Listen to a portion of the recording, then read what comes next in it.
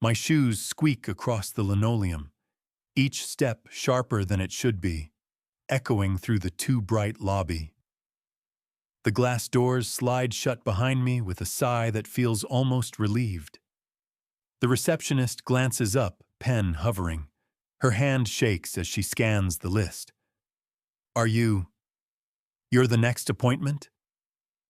When I nod, she presses her lips thin, typing my name with unsteady fingers. The screen flickers, a pause too long for any normal check-in. I catch her shiver, rubbing her wrist as if the keyboard stung. I take a seat, hands folded over the intake form. Around me, the waiting room blurs at the edges. Faded magazines, fake plants, a child on the carpet with her toy horse. Her mother leans close, whispering, "Sit still, baby." But the girl only stares, eyes wide and silent, the horse forgotten in her lap. My gaze drops to my lap, but I feel every glance flick and dart away, like dust motes caught in afternoon light. A nurse calls a name, not mine. I exhale, heartbeat low and steady.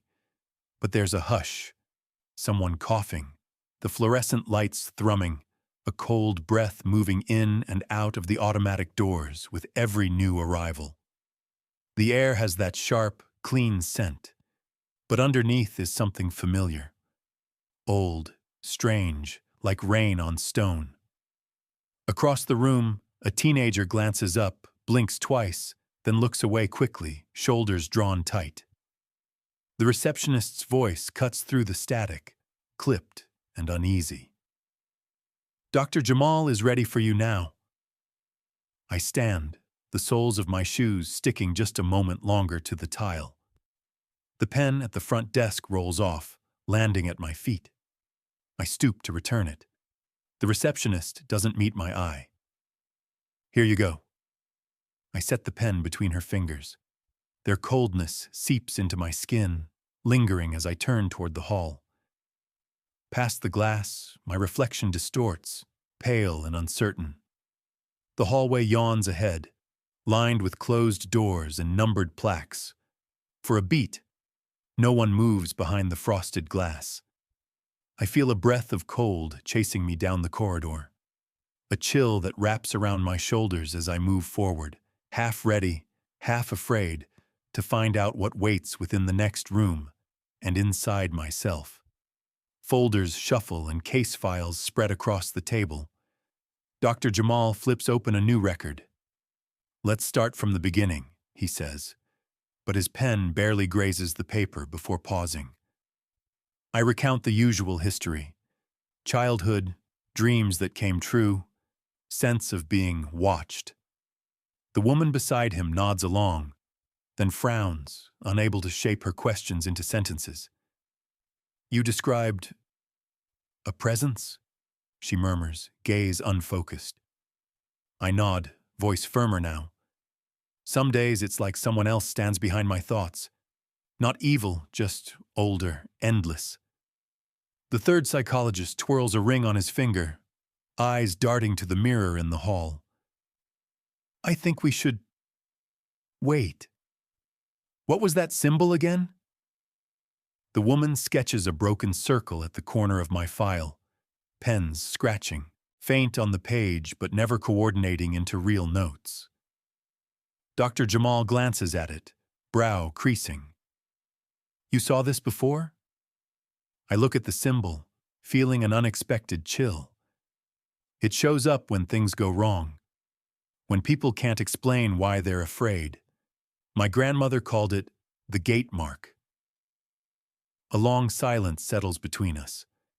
Dr. Jamal clicks his pen, but no one writes. "We have procedures for unusual cases," he tries, but his voice is thin. The woman slides my folder away, half covering the drawing. Her shoulders sag. "Sometimes you meet someone who can't be known in the usual way," she whispers, more to herself. Narration glides in. Not a single diagnosis is offered, not in writing nor in word. Each psychologist quietly forgets to sign off.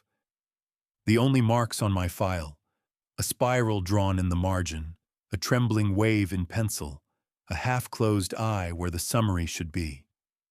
Whenever one doctor tries to name what's happening, a hush swallows the words, leaving only the soft scratching of pens never quite connecting. The hallway mirror catching distant glances, secrets warped and wandering just out of reach. As I gather my things, Dr. Jamal nods once. Sometimes there are no answers. That is not an absence. It might be a sign. I leave without a label, the tension unbroken, the mystery intact. And behind me, the pen settles softly into its cradle, a mark left not in words, but in the knowing silence that follows. Whispers float behind closed doors the minute I step out. Nurses gathering near the supply closet, their voices just below the hum of the vending machines. One young nurse sets down her clipboard, shaking her head. There's something strange in exam 3 today. I went to check vitals and my hands turned cold, like the air shifted. Another nods, glancing over her shoulder. I heard a bell, just once, like outside, but my watch stopped right after. Through the hall, staff trade uneasy glances. Dr. Patel, usually unruffled, lingers by the chart station, rubbing her temples. That patient? Have you seen the file? The summary just won't print. It's never the system, not this time of day. She mutters, voice tight. Even the janitor pauses, pausing his mop. Ever get that sense someone's watching from the corner, but when you look, nothing's there? He whispers. I wait near the exit with others, head lowered, shoulders tense. The woman next to me shifts her purse, clearing her throat. Excuse me, did you feel that? An odd buzz when you walked by. A little girl gazes at her toy, wide-eyed, then looks at me, frowning. Her mother pulls her close, whispering, "Don't stare, sweetie." The girl presses her lips together, but as I move away, she whispers, "They have colors around them, like sky and midnight." The comment lingers, enough for another patient to glance up briefly, curiosity clouded with something like déjà vu. Narration threads through. The clinic. The sharp tang of antiseptic is now edged with something less sterile, a whiff of clove or incense. Occasionally, on a poster at the nurse's station, a faint glow seems to blur the border. A trick of light, or a message? Even calls to routine appointments sound different, each nurse's pitch faltering for a heartbeat when my name is read. Rumor swells as the shift changes. Did you see her eyes? There's an old story about people like that. Some staff are uneasy, others quietly protective. Nobody can agree whether what passed was a disturbance, a rare gift, or just a strange ripple through a place meant to shelter what cannot be explained. And yet, the day rolls on. Doors thud, pens click, and a silence lingers, holding everything secret until another day brings an answer or another question. The exam room dims, sunlight slipping away as an older specialist enters, her scarf a mosaic of indigo and gold. She glances at my open file, then glances at her own hands, wedding ring light across her knuckles. Your name sounds familiar, she says, settling across from me. Do you know where your family's from? My mouth is dry but steady. Molly, through my father, my grandmother. She did some kind of ceremony whenever storms rolled in, salt and thread across the windows. My dad has... I pause, rolling up my sleeve, showing a faded spiral tattoo at my wrist. This. He always called it his shadow ward. She nods, her gaze sharpening. Do you recall any stories? I think back, voice almost a whisper. Grandma said some people in our line could walk through dreams and wake with warnings. That in Mali they called them doorkeepers. But she never let me see the full ritual. Said it was meant for when danger crosses the boundary. She pulls out a yellowed sheet, edges sun-bleached, revealing drawings, bracelets covered in mosaic beads, a paper with a faint sun sigil, marked seer blood in a tight old script. There's a folklore circle, she explains quietly, of those called watchers or soul guides. Patterns in your DNA, she continues, holding up a test printout. Match a rare set found only in a handful of lineages tied to these old roles. Not mental illness, not trauma. A story passed through blood. As I explore the photos, something stirs in my chest. Pride and fear mixed as one. My great-grandfather's eyes look out from a cracked photograph, a bracelet wound twice round his wrist. Did all of them feel what I feel? The doctor sets her hand over mine, voice soft but unwavering. Every watcher finds their own way. The science is new, but the knowing is ancient. You're not alone. Not now, not ever. A hush falls, thick as dawn fog. Ritual and science, memory and test result, blur together. A corridor between past lives opening wide for a heartbeat. The paper's old sun sigil flares gold beneath the fluorescent glare. For a moment, the boundary seems thinner, just enough to remember. Some histories are meant not to label you, but to guide you, with courage, not with fear. Have you ever been told a family legend that changed how you see yourself? Share your story below. The research team assembles in the sterile testing wing, clipboards ready and screens alight, sensors glowing blue along my scalp and wrists. The lead technician checks cables, nodding to the EEG monitor. Standard visual and audio response, she announces, as if this day should be normal. A psychologist meets my gaze, hands tight around a clipboard. You might see images or recall things from childhood. Don't force anything. Just breathe. I close my eyes, focusing on the steady pulse of my heart. Show me the shapes, please, a doctor prompts, holding up cards. I blink at them. Spirals, sharp angles, waves, each pattern shimmering with a strange inner movement. Does anything look familiar? She asks, but her voice wavers.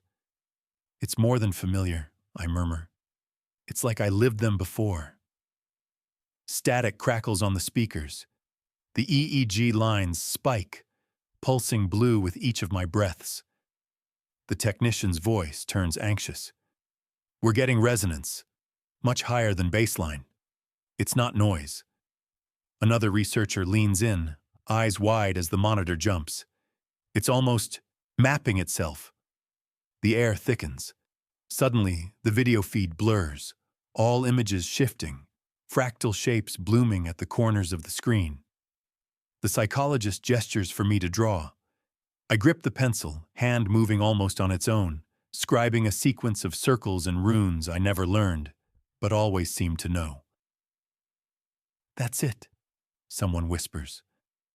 That's what we saw last time, on the test boards and in the file's margin. One doctor, pale now, flees the room, calling for air, mumbling about dreams of blue fire. The rest exchange frightened glances as machinery flickers again.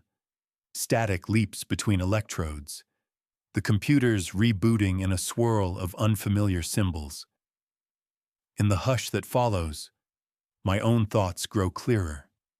The sharper I focus, the wilder the room feels, all logic bending to some pulse I cannot control.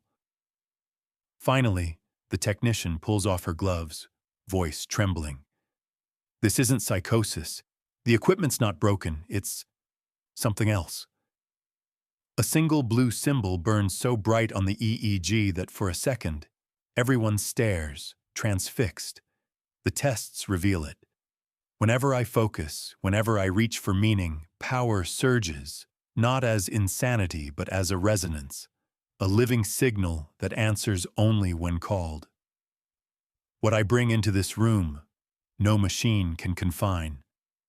Each device, each researcher exits changed, not convinced they found an illness, but certain they encountered a presence that tests reason and awakens the sort of fear that feels just like awe. The smell of sandalwood clings to the conference room as healers and mediums step in, eyes wide and careful. Drums linger from somewhere deeper in the building, their slow beat echoing through my chest as the Brazilian spiritist takes my hand. "You carry a thread, not a sickness," she says quietly, fingers tightening around my wrist. She closes her eyes, breathing shallow, and hums a tune none of us know, each note vibrating through the air, flaring cold as it wraps around my skin.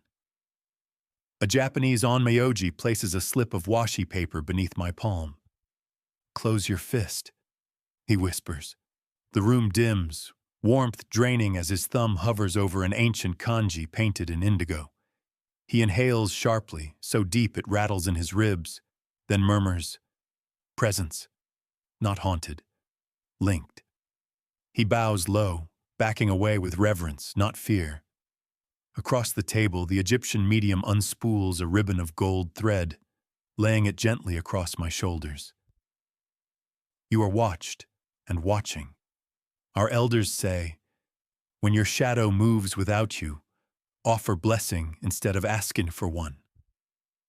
Her voice thins as her gaze blurs, eyes shining as if she's seen something beautiful and dangerous at once. The clinicians watch, silent and unsure, as the healers sink into trance, scribbling patterns of spirals, eyes flicking back and forth beneath shut lids. The shaman from Mali grabs my arm. "You hold a door open, not a wound, not a curse," he whispers, the scent of cola nut thick in the air. "Someone looks through you. They always have." A low chant grows, words twining through Portuguese, Arabic, Japanese, and Mandinka. No one leader, just a chorus pulling at old truths. I feel my pulse slow, then widen, my sense of self swelling, as if ancient roots pass through my feet. The echoing drum making my heart beat in time with something beyond human worry or science. Narration slips between the drums. Each medium leaves a different mark in my file. Symbols etched quickly, blessings mumbled, eyes refusing to meet mine after trance. Rituals shift, a new circle drawn around my chair. Salt sprinkled, incense renewed, as every culture present insists their way is the one that honors what I bring. The room empties slowly, a final blessing whispered by the Brazilian healer. "You're not meant to be fixed, just witnessed, just named." Shadows from the passing healers stretch long and sinuous. Faint ripples of energy remain on the floor, a silent invitation for the next seeker who carries more than any room can easily hold. A heavy knock sounds at the clinic door early. Later, I'd realize it was the last patient of the day who left before me. Inside, the chief psychologist stands, back straighter than usual, voice carefully measured. "Effective today," she says. "We will not provide further assessment or diagnosis." Her staff gathers, faces drawn, each clutching their files as if they might float away. I watch her try to explain. "This case isn't one of pathology," she continues, "but of phenomena outside our ordinary training. We cannot, in good faith, assign a label." Her words ripple out, touching every attendant, some relieved, some shaken. A nurse frowns. "But who do we tell? The board?" Another rubs her hands together, murmuring, "We close the record and erase the log. No more appointments. We just don't explain." The decision settles uneasily. The building's walls feel both thinner and heavier. Dr. Jamal gathers my folder but hesitates, tracing the spiral in the margin, then tucks it out of sight. "For your own sake, this door must close," he says, nearly whispering. Staff circle up after the doors lock. Some gather at the break room, heads close, voices hushed. "Why did it feel both right and terrifying?" one psychologist says, shoulders tight. "Things happened in there. Machines skipping.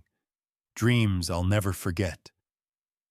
Another just nods, swallowing. Nobody else would believe it anyway. The last action is a single quiet gesture, someone flipping the entrance sign to closed.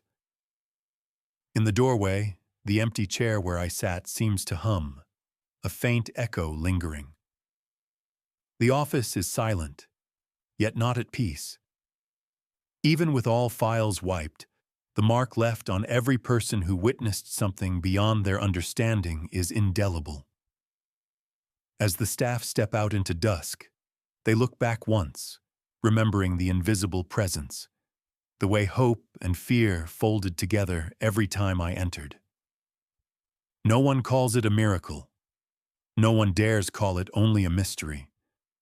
But the clinic will not open its doors again, not until they're ready to face what cannot, and perhaps should not, be named just yet. The sliding glass doors part behind me. Dusk has crept in, painting the city gold and blue. My body feels lighter, but the back of my neck tingles, almost as if the clinic's hush clings to me. I walk slowly, new details bursting to life, a scrap of song leaking from an open window, streetlights humming like tuning forks. My hands are still, but my senses stretch far beyond their reach. On the bus, I slide into a plastic seat.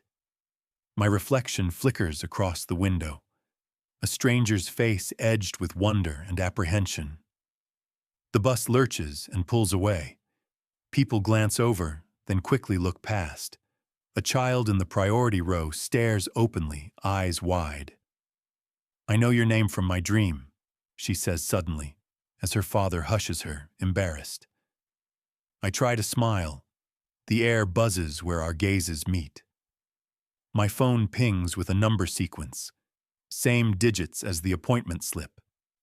Each traffic light seems to change only as I approach, bathing my jacket in a quick pattern of blue, emerald, red. My fingers brush the fabric and come away dusted with a feather, impossibly bright against plain cotton. I blink. It's gone, or maybe never was. Every step times itself with a lamppost flickering. "You feel that?" murmurs a woman behind me. The lights always match their walk. I hear her, heart skipping. There's a rhythm now, a pulse beneath the city, mirroring my own, as if I'm both inside and outside the world at once. When I reach my door, keys trembling in fingers that just won't warm, I pause. Memory and meaning twist together. Are these signs? Or am I changed in a way no test could measure? The city feels familiar but new.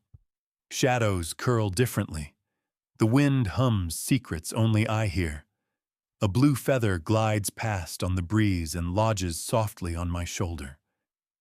I shut my eyes as I cross the threshold, every sound settling into its own pattern. Something deep within stirs, a tension between fear and awe, solitude and the beginning of new understanding. And as the city lights flicker behind me, I realize the awakening is just beginning. My senses tuned to signals in a world I am finally ready to see and carry forward. I fall asleep to the city's quiet pulse, breath slow as every sound shapes the edges of my dreams. Suddenly, I stand in an immense hall, its ceiling lost among spiraling constellations, silver bowls lined along black stone altars. Around me, others form a ring. Some wear hospital wristbands, others military pins or handmade talismans, eyes bright with recognition. For the first time, I feel unhidden, each soul here carrying a piece of the same unanswered longing. A low chant weaves through the space, voices melding into a single spiral of sound. Ancestors gather beyond, faces flickering, hands joined as if braiding starlight. I sense sequences chanted beneath every breath, their rhythms twining into patterns that shimmer across the banners overhead. Suddenly, a celestial voice rings out, neither male nor female, ageless as the stars. You see what sleeps. The vision is not a burden, but a bridge. Will you bear it in silence, or give it to the circle that waits? My heart races as the dreamers pause. A man in green steps forward. I spent my years hiding, he confesses, afraid to name the signs, but tonight, I see myself in all of you. A girl with golden beads clutches her amulet. They called me lost, she says quietly. But this, I feel found. The chant moves, rising. One by one, dreamers face the altar, uncertain but united in a choice that suddenly feels bigger than fear. The spiral tapestries glow, deep blue hugging silver, each strand marked by a different story. I lift my hands, trembling. I never meant to awaken anyone, but I cannot bear the vision alone. If you remember a dream, a voice, a mark, don't let it wither. If you're ready, step forward. The crowd hesitates. Then, all at once, dozens move. Open-palmed, honest, faces full of hope and worry. The hall breathes. Light spills outward, wrapping each watcher in the same gentle hush. What happens if I say yes? Someone whispers. The voice returns. The circle opens. The old strength stirs. You join not to suffer, but to guide, and to remember together. I step forward, heart pounding. Stars swirl outside the glass walls as the hall fades, everyone casting glowing reflections on shining stone. The circle breaks, then reforms, different and ready. A new pattern born from a single choice, shared in honest silence. I wake with the echo of chanting in my throat, hands curled as if holding someone else's hope. A silver bowl sits on my nightstand, half filled with morning sunlight I swear wasn't there before. For a beat, I wonder, was it only a dream, or did something truly open in the world tonight? If you dreamed of meeting others with your same gift, would you reach out or remain in silence? Let us know in the comments. Phones vibrate and notifications ping as the sun breaks over rooftops. I sit at the edge of my bed, dream fresh, heartbeat echoing the soft chant still clinging to my mind. My inbox is full. YouTube, Facebook, strange forums in languages I don't speak. One message stands out, Czech, then Polish, then Portuguese, each sender aching to know. Did you feel the room shift?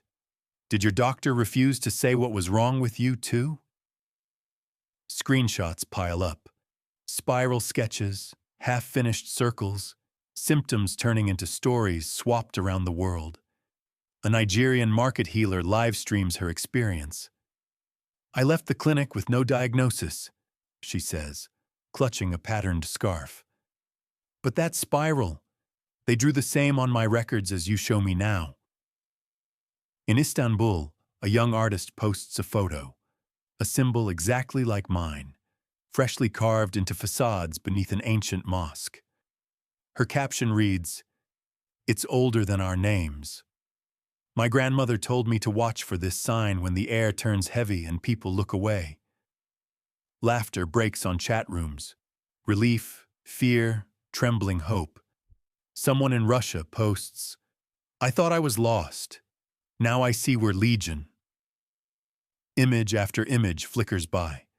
Palm sketches, mirror doodles, even a blackboard in a remote Japanese schoolroom. Chalk spirals catching the morning light. A soft trill of unity hums behind each message, like a code whispered through digital veins. A thread appears on a global board. "Let's make a map," writes a user in Brazil. Pins mark Nigeria, Prague, New Zealand, Canada, Morocco. Each point a story, each spiral its echo. DM after DM. If you meet me, will you bring your mark? Will you teach me the song? I reply, fingers trembling, barely trusting my own words. We're finding each other. We're not alone. Narration rides beneath the digital storm. What began as an event no one would name is now a pattern, a secret moving through fiber and breath. My screen glows with goodbyes, greetings, invitations, every message unstitching a thread of old loneliness, tying a new net of belonging. The world's awake. Its heartbeat is a spiral, drawn, erased, then redrawn again, wherever someone dares to believe that what can't be explained is just waiting to be remembered.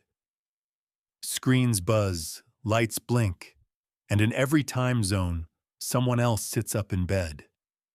Eyes bright, mark half faded, and wonder alive in their throat. Dawn stretches gold across my kitchen, and the morning air pulses with a quiet expectancy. My phone glows, a map sent from a stranger, coordinates, meeting spot, a simple message, come. For days now, voices from every continent have spoken in my inbox. Healers, scientists, fire dancers, and meditative souls. Before I even step outside, I feel the invisible thread tug, legacy mixed with possibility, my own uncertainty muted by a sense that I am walking straight into the current of history itself. At the gathering place, an empty library after hours, curtains drawn, only lamp glow and fresh air shifting the shadows. The first to greet me is a Ghanaian priestess, offering a medallion inset with blue stone, her smile deep as earth. Stories get lost until they find the next watcher, she says, her accent lush. Let's draw a new circle. A physicist from Zurich unfurls a weathered banner. Golden code patterns shimmer along its edge. We propose a field resonance test, he says, excitedly dancing with caution. But everyone must choose. Knowledge or ritual, science or something older? Others arrive, hands trembling with familiar anticipation. A Nigerian healer flashes a worn spiral at her wrist. Mine woke during a fever dream, she states, aura confident but gentle. They called me the mad market saint. An Irish coder, sleeves streaked in chalk, laughs quietly. I always thought numbers lied. Now I know. Some truths won't compute. They just circle you until you look. We gather close, the room humming with old banners, tablet screens, altar cloths, and restless longing. Each ally explains why they refused the usual labels, why diagnostic failure felt like an initiation. We got unnamed, but what a name, a bridge, not a scar. The council debates, new rituals bloom. Should I wear the priestess's medallion, run the physicist's test, or help write a shared code for future seekers? Each suggestion is met with nods, questions, sometimes tears. We're not just keepers of secrets, someone says, but architects of the path ahead. A hush falls. Someone dims the lights and lights a crimson candle, the flame curling spirals into the air. I reach for the medallion, its warmth singing in my palm, feeling not alone but chosen to carry forward what thousands of others, now and forever, will remember. Refusing old labels opens new doors, and together, we write the next line in a story that refuses to sleep. The council's circle tightens, shadows flickering as the red candle burns lower on the library table. Each person's face glows with a different story: fear, longing, or bone-deep resolve. In the hush, the Ghanaian priestess folds my hand around her medallion. Will you carry silence, story, or signal forward? She asks gently, her thumb pressing the blue stone into my palm. I swallow, tracing the code etched by the physicist beside me. I see three paths, I admit, voice weighted with uncertainty but steady. I could hide this, seal the old power in secrecy, or I could tell the world, risk chaos to awaken others who wait, or build a symbol, something lasting, for those yet to come. The Nigerian healer's eyes shine. Our ancestors hid and revealed according to need. Sometimes a story is enough. The Swiss scientist leans in, eyes lit by data and hope. Or will you be the signal? First to chart the unknown, a pattern for every watcher lost in doubt. The Irish coder speaks without lifting their hands from the spiral chalkboard. Does your truth echo when spoken, or does it fade unless rewritten as myth? I stand, a tremble in my reflection, as three images twist together in the polished glass. My shadow swallowing fear, my lips shaping words, my hand lifting the medallion skyward, refracting light into every corner of the council room. Let each traveler decide, I say quietly. I will offer a story to those who seek it, signal for any who need a sign, and silence for those who find their own way. The circle is wide. Let no path close before its time. A moment's silence, electric, new, and old as dawn. In the crimson candle's last glow, the council nods. We share a meal, pages turning as we record each suggestion, code, and secret blessing. Ritual shifts to action. The mirror's three reflections become one, a single figure, bearing the weight and hope of every watcher's night.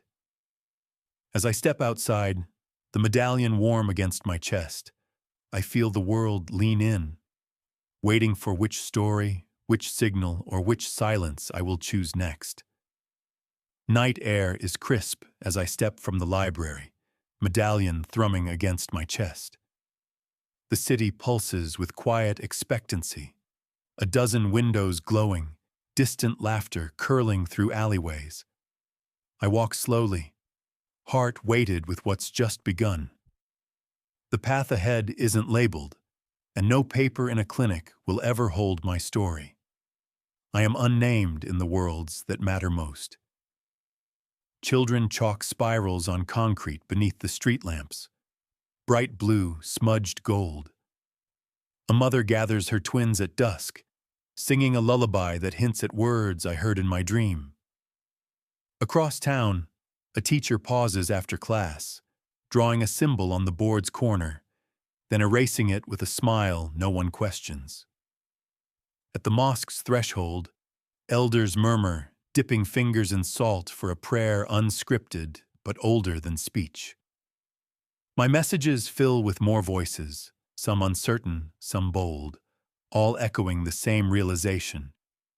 Whether I step forward roaring, whisper in secret, or keep sacred silence, no single choice is ever truly alone. The council's meal, the flicker of that red candle, the way hope folded into worry and back again, all those moments shimmer now at the edge of memory, alive as a spiral traced in frost. Wind hushes down the avenue. I press the medallion close, feeling its warmth pulse once, slow and sure. Rumors drift in my wake. That's the one the doctors wouldn't name. Schoolyard games take new shape, spirals and circles, stories that sound half true. At night, children dream songs never sung aloud. Narration softens. The world remains wide, restless, mysterious. My diagnosis is unwritten, my path laid fresh with every step, and what I caught in the clinic's silence now becomes a gentle legacy. Whether I ever meet another counsel or simply hold this mark in secret, the awakening I've joined will outlast doubt, science, or fear. Who else walks unnamed tonight, bearing a gift no test can reveal? Wind stirs, a spiral finger drawn lightly on glass. The journey calls. Neither finished nor fully begun, open for the next hand willing to receive it. If this story moved you, subscribe for more mysteries. What unexplained gift or experience has changed your path? Share it below.